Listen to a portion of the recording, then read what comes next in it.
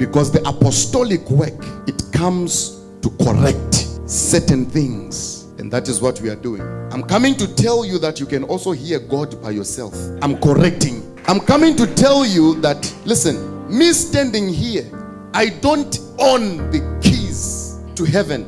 I don't have the keys that open heaven. So there is no way I can tell you that if you leave me, I'll close heaven in your life. It's impossible. Because the road that goes to heaven doesn't pass through my house. This message of back to Christ will be received by those who are in bondage, yet in churches. It will be rejected by those who are keeping some people in bondage in church. That is why yesterday I told you, you need deliverance from the shepherds, because the shepherds have made you believe that you cannot drink water without them helping you to drink. You come and testify that ever since I met Prophet, my life changed. There's nothing like that. You are giving me glory. Glory is not mine. Ever since I met you, my life changed. How did your ancestors' lives change without meeting me? How did your father's lives change without meeting me? How is it that Bill Gates is the richest man but he has never met me? How is it that Aliko Dangote is one of the richest men in Africa but he has never met me? Are you telling me that for anyone to be blessed they have to meet me? That is a fallacy. It's a lie. God's people need to be liberated.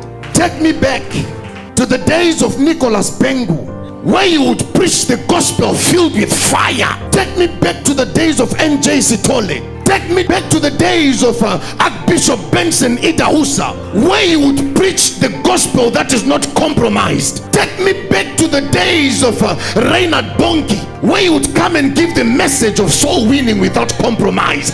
Take me back to the days of Catherine Kuhlman. Take me back to those days. That is the gospel that I want, not this 2019 nonsense.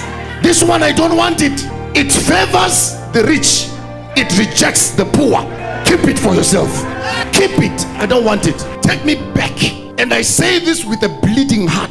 I say this with an open heart and an open spirit. How did our mothers worship God? Back in those days, our mothers used to pray for their sons when they go to the mines, praying that, Father, as my son is in the mine, let that mine not collapse on his head. And God used to answer their prayers without J. Israel.